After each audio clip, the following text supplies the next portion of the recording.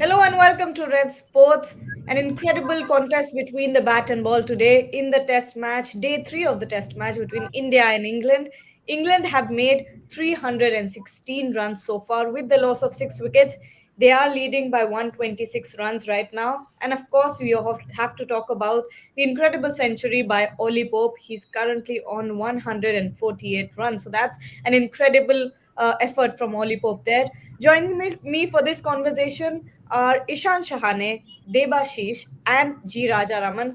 They're here to talk about that. And Debashish is joining from Hyderabad outside of the Rajiv Gandhi Stadium. So I have to go to you first, Debashish. What do you make of this day? It has been a terrific fight back from England, of given the fact that they did not score much in the first innings, but Ollie Pope has been outstanding. Yes, the wicket did help him. It is slow. He could play. Batters could play their time and take on the spinners, but then still, it looked he was a lot more determined. Concentration personified means and it was a brilliant knock means by an overseas batter in trying conditions against three-pronged spin attack, and hats off to him the way he scored, the way he played the sweep shots, the reverse sweeps, and he looked a lot positive. But still, I would say England are still behind the game, still behind India, definitely on top, and definitely it's because England have to put on us considerably. At least they need at least a lead of 150 to 175. I don't say they can make a match out of it, but it's a little bit fight. But I still reckon that India are still the favorites. And before Raja, I go to once again, before I go to Raja about Ollie Pope and talking about his brilliance, Devashish, once again I have to say, who jinxed Jadeja today? What's going on? Every time we say that I one of those I I England I did not I did not predicted anyone to Atul score was 100. It Atreo. was Atru who said Yeah. it was Atru who said that only batter to get the 100 in the series would be Ravindra Jadeja, which was not the case. So see, I will stop from predicting the hundreds now because it's better. But then, having said that, that was a tremendous knock from Jadeja, and it is very rare to see that three of the Indian batters were in the 80s and did not ended up scoring 100. Means it is very rare to have happened. But having said that, I think England will have a lot of catching to do in this test match. Yeah, absolutely. Raja was asking you, do you think the Indians would have expected this sort of batting by the English batting lineup? Because, the first inning wasn't so great, and the second inning, they've actually come out really strong and they've, tried their best to build partnerships. So do you think the Indians have lacked some in their bowling, or has it just been some quality batting overall? No, I think it's a combination of a lot of things, Ishan. But I think the key factor is the slowness of the pitch. It allows the batter a lot of time to see what the ball is doing off the track, and they're able to adjust their shots accordingly. Ollie Pope is a prime example. A terrific innings of character and concentration, as Devashish pointed out. Very important knock for England. They've seen some, of course, there have been better 100 that English batters have played in India. Kevin Peterson comes to mind, Joe Root comes to mind. But this is a very, very important innings in the Test series. It will give England a lot of confidence. But at the same time, when we look at the Indian bowlers, you would expect them to find ways past the defense. We saw one great delivery from Ravichandran Ashwin to get the skipper.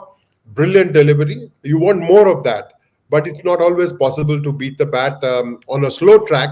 I think all the talk before the match about the pitch being a devil, I think it's all taken a backseat. And as Gargi was saying backstage, the English media will not talk about the pitch anymore. Mhm. True. Yes, and Atreo has joined us. So Atreo, give us your thoughts on Ollie Pope's century. It's not as if the Indian bowlers were doing bad. It's just Ollie Pope was doing better than them. I don't remember any batsman playing so many reverse sweep shots in one test innings. That was extremely courageous, and the difference between him and the others were, if you noticed, he played left, right, and center that shot in the first session and in the third session. In the second session, he hardly played that shot. That is why he has got a big 100 against his name, and no other Englishman has got a 50. Having said that, I would say the Indians handed the initiative over to England on a platter. They were completely one-dimensional in the first session when they kept attacking the stumps, despite seeing the both batsmen are hell-bent on sweeping them. They didn't alter the line. The same thing happened in the final session when the wicketkeeper Ben Fox and Ollie Pope they milked the bowling completely. And that was no four hitting. That was not about four hitting. That was about running between wickets. There were so many gaps here and there. They just milked the ball here and there and ran the singles. So I would say the Indians helped England come out of a very tight spot, and they could have done things differently. I mean, there was no planning. I mean, when things there will be phases when things will not go your way, but then you come up with a plan B. Indians lacked a plan B. Yeah. Yes, you're right, Atrio. Devashish, I have to ask you, do you think Bumrah obviously is bowled fairly well today? You're He's, on mute. You're on mute. I don't think I'm on mute. No. No, you're not. No, you're not. Go Yeah. ahead. Devashish, can you hear me? Yeah, I could. Yes, yes. So Bumrah's bowled really well today. Obviously, he's done well, but do you think he should have been provided with, probably a few more bursts to go out there and probably get that wicket? And do you think he should have been bowled more frequently? Yeah, but then when you are playing three spinners, obviously that it means the burden of the bowling would have to be the spinners should fall on spinners. It is the quick burst of say 5 or 6 overs, which was the case. Very good those two breakthroughs and important wickets, I would say. Means, but then see, and you have a Siraj as well. So when you are playing five bowlers, means a captain all he has to do is to give the attack to Siraj as well, which was so. I think it was to be fair on all the bowlers means obviously, and you shouldn't and you don't want to see that Bumrah bowling an extended spell and then getting injured because he has just not very he has come back from an injury and it's a long series, four more test matches to go, and it's day three. It's not that it was day one of the first test match. It was day three. So I think Bumrah has done his job splendidly well, picking those two wickets, giving those two crucial breakthroughs. And it was up to the spinners. Means obviously because the much of the task was dependent on the spinners. Atra would like to say something. I heard some talk on Siraj, and I thought it was a complete letdown. It looked like India were playing with four bowlers. We can understand a pace bowler if not given a prolonged spell, struggle to rhythm. But that excuse,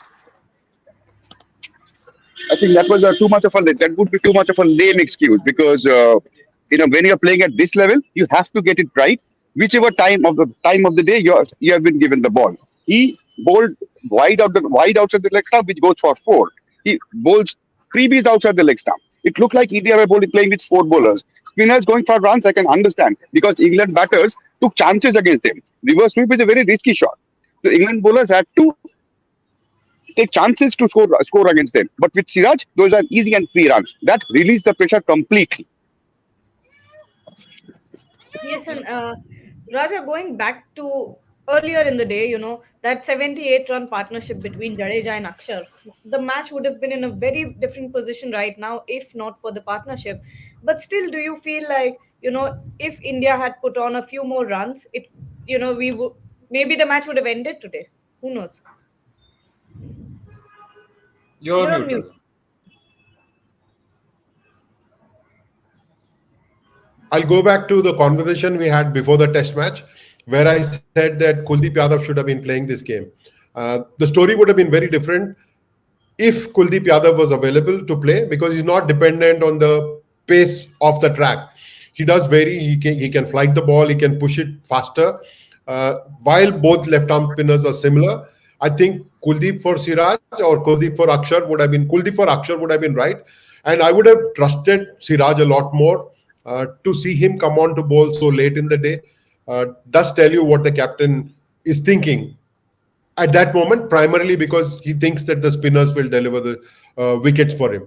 But yes, you're right, Gargi. India would have loved to have a few more runs on the board, but they will be grateful for that partnership between Jadeja and Akshar because that is what has given them that lead. And right now, if England is still uh, only 100 and few runs ahead of India, India will be counting its blessing. But I really believe that this was a game where Kuldeep Yadav should have played, and he's one player who might have made that big difference to India. Devashi, do you agree with that statement? That do you think Kuldeep Yadav would have had a larger impact in today's game and maybe possibly run through that England side?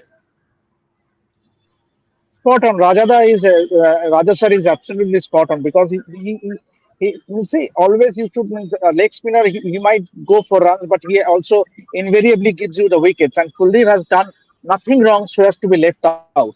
Means obviously I think it's the batting of Akshar Patel that might have influenced the team management to get him into the playing 11. I think Kuldeep should have played. Means at the first choice, Yadav should have played as the third spinner in the side. But only thing that might have prompted influenced the team management was perhaps the batting of Akshar Patel. Because on any given day, Akshar is a better batter than Kuldeep. But I still feel that Kuldeep Yadav should have played in this test match. Yeah. Yes, and Athreya, going back to you, who do you think has the psychological advantage now? Can't hear you, Athreya. Not able to hear you. I think the advantage is still slightly with India because 120 runs is not that settling a lead. So they can stretch up, even if they stretch it to around 170, 180, it should be an intimidating target. But England have definitely bounced back from where they were. Having said that, tomorrow again it's a new day, and it's a question of getting one breakthrough. After that, 4 wickets. If the target is within 200, India shouldn't be too frightened about it. But coming back to Raja's point about Kuldeep, actually I don't see many room for deeps and butts in Test cricket or any sport for that matter. When you have gone in with 11 players, you expect them to deliver.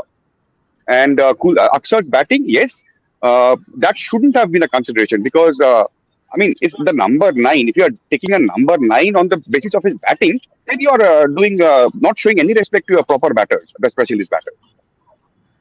Yeah. And that has been a problem for India, right? But Raja, going back to you, d- do you think India sort of slowed down at the very end? That six-wicket partnership between Ollie Pope and Ben Fokes that should have been broken by now. Undoubtedly, Gandhi. You would have expected, especially after Ben Stokes got out, you would have expected them to try and run through the rest of the batting order. Not much batting, but even in the first innings, Ben Stokes held the lower half together, and today we saw Ollie Pope do that. Uh, he's had two good partnerships. There is one which is developing and can threaten India tomorrow. It will all depend on what kind of roller England uses tomorrow morning. If they use the heavy roller, try and break the pitch down. Batting fourth with even 150, 175 can be a challenge, especially without Virat Kohli in this side. Uh, so the ball will be squarely in Rohit Sharma's court to play smart, to lead well. See, test matches are about leading consistently, session after session after session. And I think Rohit Sharma was at its wits end when the six-wicket partnership was on. You would have wanted the captain to be a bit more dynamic, a bit more proactive. Maybe use Siraj a little more. When he saw reverse swing for Bumrah, he was encouraged to bring in Siraj. But you would have wanted Siraj to warm up a little bit more by bowling a few overs before he came in to try and get reverse swing in action. Yes. And Debashish, before we wrap up here, do you see this match slipping away from India's hands at all? Or do you still believe if we get that early wicket tomorrow, it's all in India's favor once again? No.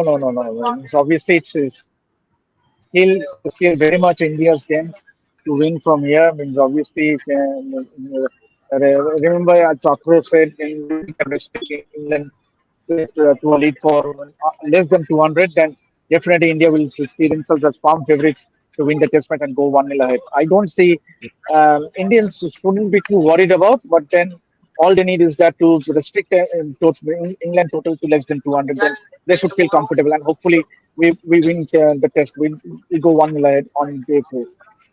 Yes, yes. Absolutely, and we see that there's quite a mob forming behind Atre and Debashi. So we're going to let you guys go now. We'll take your leave, and to everyone who's watching, thank you for joining and stay tuned to Rev Sports.